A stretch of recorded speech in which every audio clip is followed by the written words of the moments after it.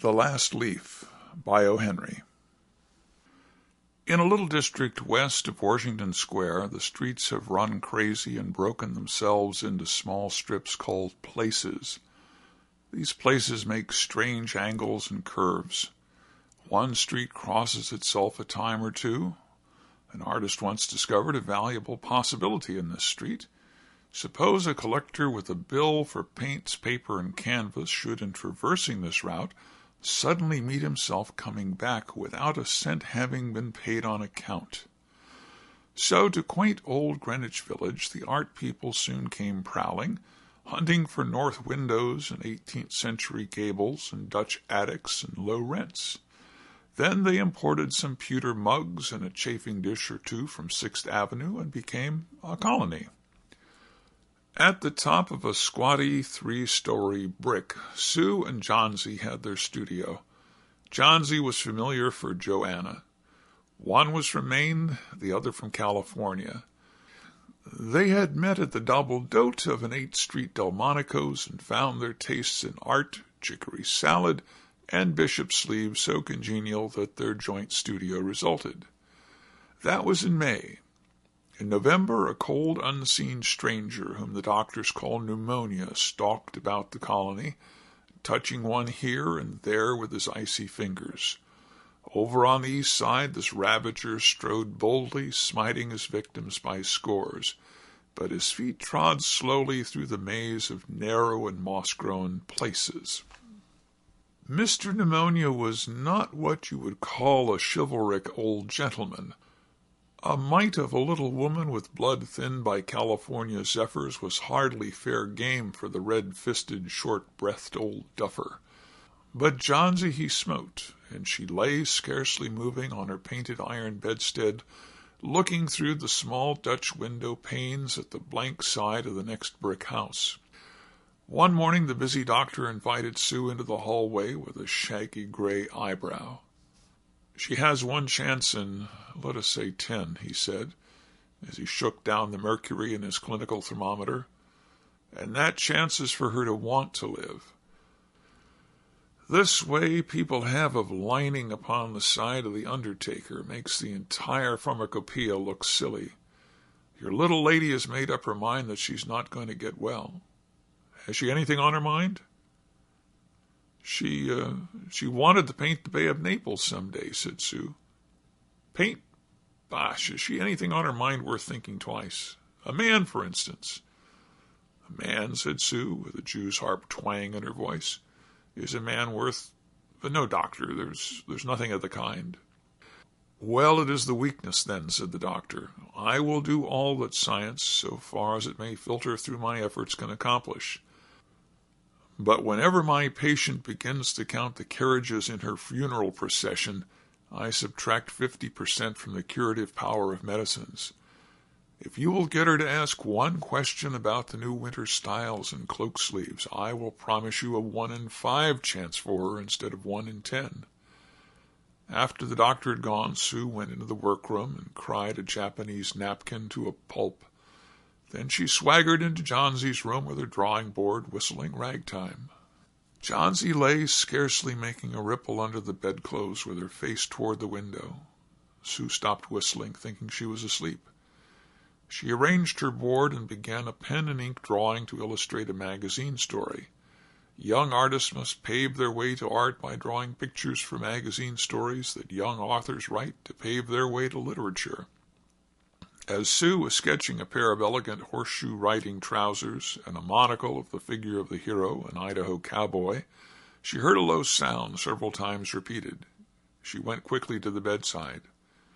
Johnsy's eyes were open wide. She was looking out the window and counting backward. 12, she said, and a little later, 11, and then 10, and 9, and then 8 and 7, almost together. Sue looked solicitously out of the window. What was there to count? There was only a bare, dreary yard to be seen, and the blank side of the brick house 20 feet away. An old ivy vine, gnarled and decayed at the roots, climbed halfway up the brick wall. The cold breath of autumn had stricken its leaves from the vine until its skeleton branches clung almost bare to the crumbling bricks. "What is it, dear?" asked Sue.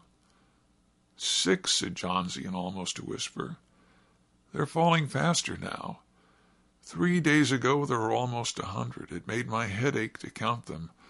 But now it's easy. There goes another one. There are only 5 left now." "5 what, dear? Tell your Sudie." "Leaves on the ivy vine. When the last one falls, I must go too. I've known that for 3 days. Didn't the doctor tell you?" "Oh, I never heard of such nonsense," complained Sue with magnificent scorn. "What have old ivy leaves to do with your getting well? And you used to love that vine so, you naughty girl. Don't be a goosey.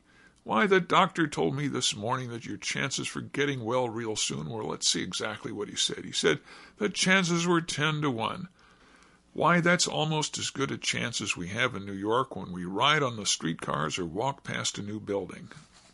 Try to take some broth now, and let Sudie go back to her drawing so she can sell the editor man with it and buy port wine for her sick child and pork chops for her greedy self." "You needn't get any more wine," said Johnsy, keeping her eyes fixed out the window. "There goes another one. No, I don't want any broth. That leaves just 4. I want to see the last one fall before it gets dark. Then I'll go too."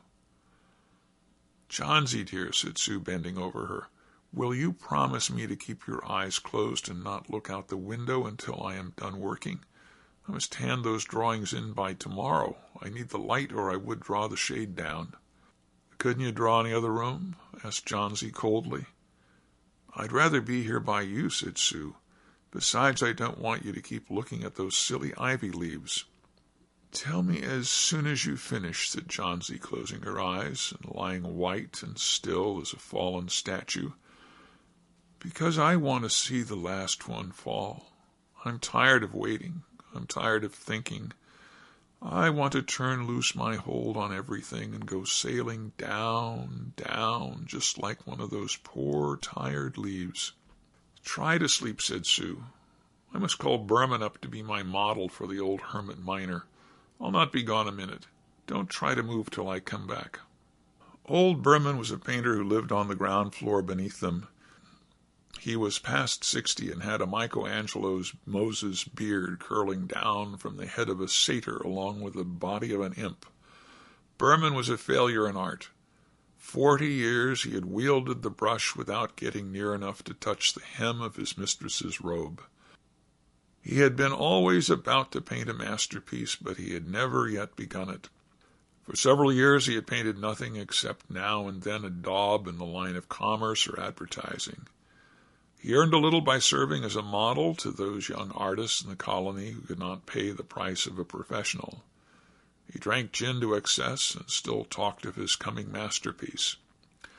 For the rest, he was a fierce little old man who scoffed terribly at softness in anyone, and who regarded himself as a special mastiff in waiting to protect the 2 young artists in the studio above. Sue found Berman smelling strongly of juniper berries in his dimly lighted den below. In one corner was a blank canvas on an easel that had been waiting there for 25 years to receive the first line of the masterpiece. She told him of Johnsy's fancy, and how she feared she would indeed, light and fragile as a leaf herself, float away when her slight hold upon the world grew weaker. Old Berman, with his red eyes plainly steaming, shouted his contempt and derision for such idiotic imaginings. "Was," he cried, "is there people in the world with the foolishness to die because leaves they drop off from a confounded vine? I have not heard of such a thing. No, I will not pose as a model for your fool hermit dunderhead.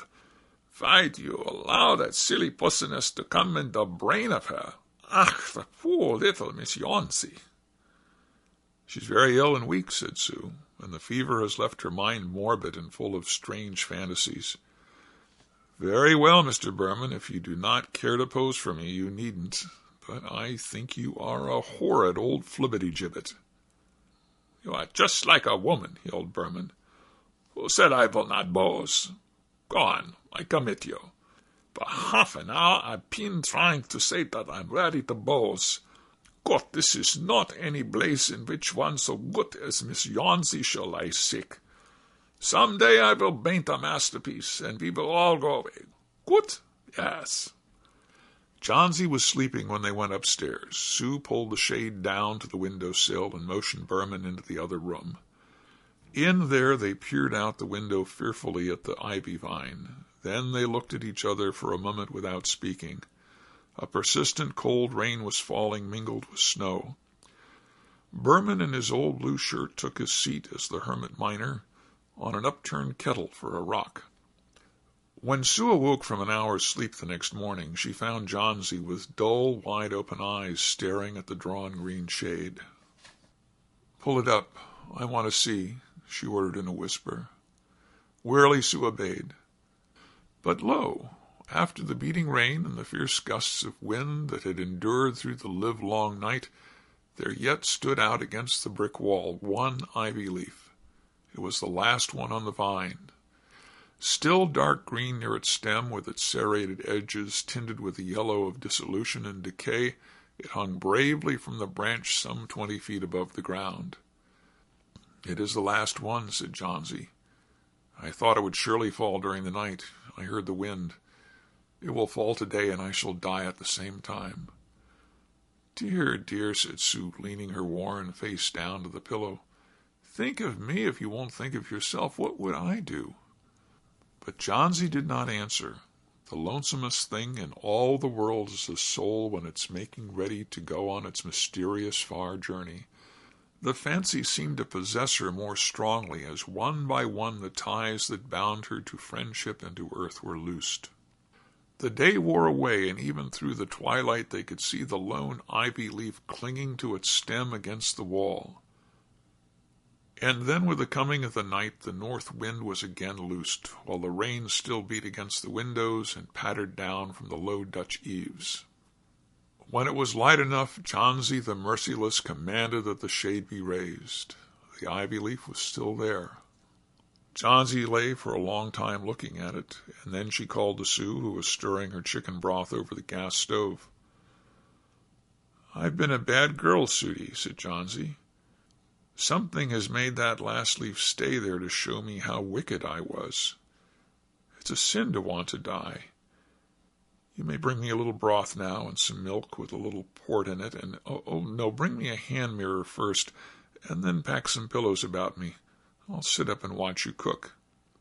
An hour later she said, "Sudie, some day I hope to paint the Bay of Naples." The doctor came in the afternoon, and Sue had an excuse to go into the hallway as he left. "Even chances," said the doctor, taking Sue's thin, shaking hand in his. "With good nursing you'll win. Now I must see another case I have downstairs. Berman, his name is, some kind of an artist, I believe. Pneumonia, too. He's an old, weak man, and the attack is acute. There's no hope for him, but he goes to the hospital today to be made more comfortable." The next day the doctor said to Sue, "She's out of danger. You won. Nutrition and care now. That's all." And that afternoon Sue came to the bed where Johnsy lay, contentedly knitting a very blue and very useless woolen shoulder scarf, and put one arm around her pillow and all. "I've something to tell you, White Mouse," she said. "Mr. Berman died of pneumonia today in the hospital. He was ill only 2 days. The janitor found him the morning of the first day in his room downstairs, helpless with pain. His shoes and clothing were wet through and icy cold. They couldn't imagine where he had been on such a dreadful night. And then they found a lantern still lighted, and a ladder that had been dragged from its place, and some scattered brushes, and a palette with green and yellow colors mixed on it. And look out the window, dear, at the last ivy leaf on the wall. Didn't you wonder why it never fluttered or moved when the wind blew? Ah, darling, it's Berman's masterpiece. He painted it there the night that the last leaf fell."